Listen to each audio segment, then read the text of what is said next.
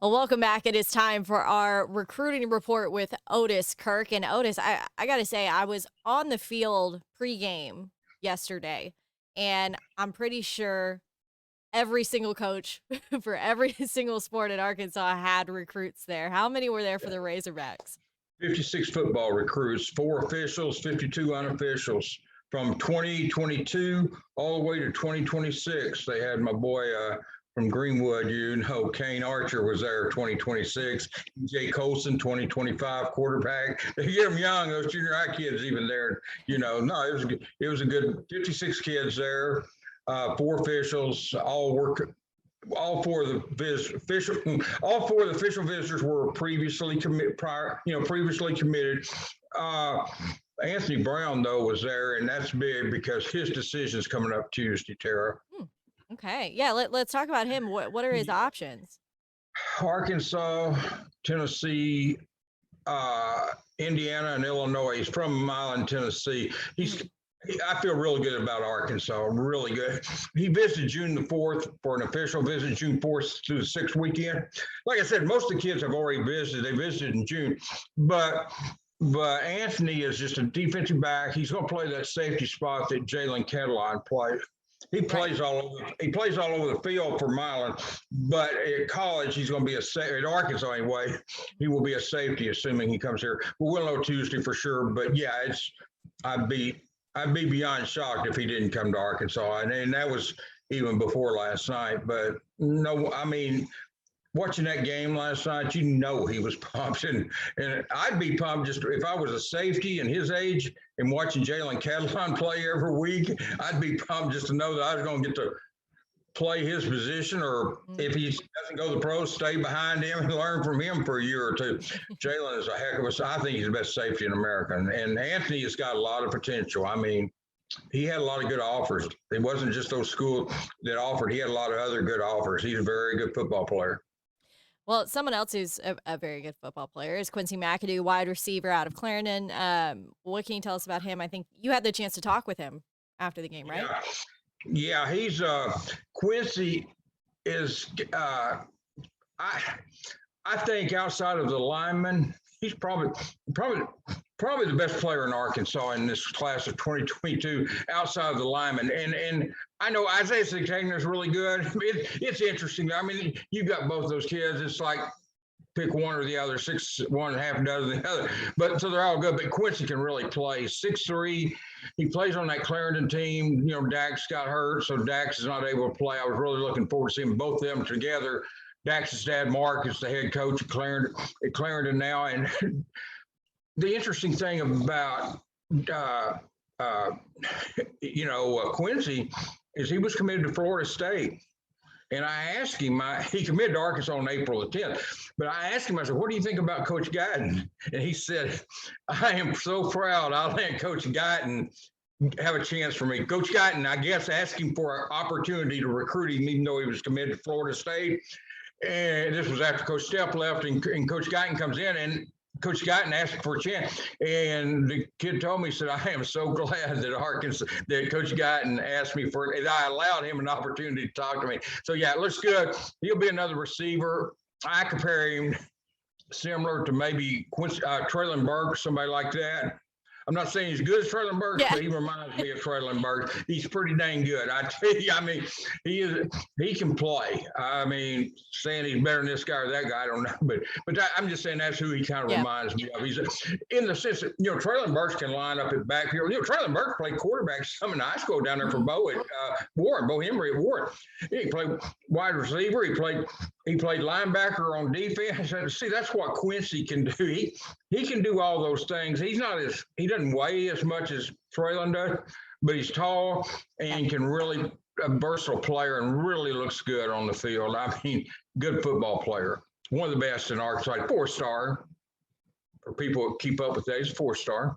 Well, Rashad Duban, he's still listed as an athlete, but what do you know about why he's being recruited for Arkansas? What position would he be at? Running back. He and James Shorner will be the running backs in this class. And I'll tell you what Rashad was beaming about the 4 running backs getting touchdowns, 4 different running backs getting touchdowns. Impressive. He was really smiling about that. He was happy, and for obvious reason. And Duban is a big time player. He's another 4-star out of Georgia, and he came to camp. He came to a camp up here this summer and worked out for Arkansas, and he's already committed. He wasn't trying to earn a scholarship. He was already he brought a bunch of teammates of his up here, and he worked out. He went through the camp, even though he's committed, which I admire stuff like that. But he looked really good at the camp, and then in the season, he's just you can watch his. I've got highlights that'll be in his story. It's in his story today, and you can watch him. He's just a very good player, and he can play. There again, he can play other positions, but no, Arkansas definitely wants him at running back. He and James Jordan are the only 2 running backs in this class. And when you look at the kids they signed last year and stuff, boy, Jimmy Smith earned that raise he got before. I'm telling you, Jimmy Smith's a heck of a recruiter. He and these guys, well, all of them, but Sam Carter, Jimmy Smith, and those guys, and Cody Kendi and them, man, they can recruit. I think they could sell ice to the Eskimos, man. I mean, they can recruit.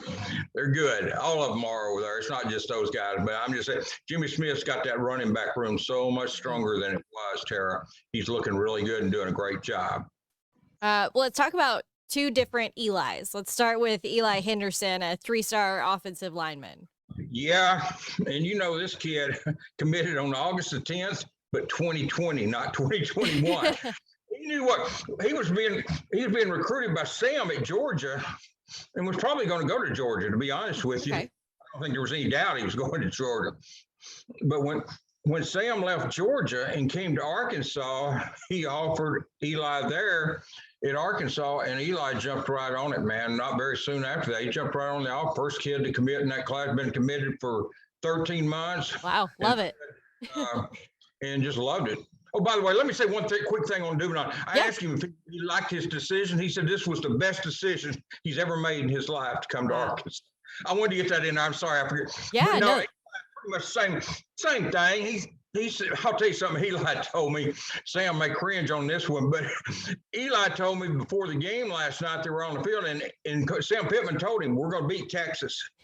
So Eli said, I wasn't surprised at all, because and of course, Eli was sitting up there in the stands watching Ricky Stromberg play and just dominated them. And that's what he likes about Arkansas. And that's what he said, that's what attracted him to the SEC originally with Arkansas and Georgia stuff, was just the SEC is of course, they got skill position, but it's really a big boys.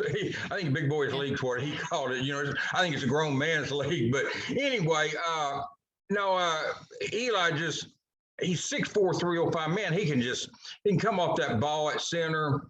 And he's a guy who can play guard if they need him to, but he can play center. But he's just a good pickup. And when a kid commits that early, never wavers. He was here this summer, worked out for Cody Kendi, because actually, Coach Davis was who recruited him back there, was offensive line coach. But he worked out for Coach Kendi up there at the camp, and obviously, there was never any question he was coming here. But it's just good to see somebody stay committed for 13 months and still solid as he can be, man. He loved that game, though.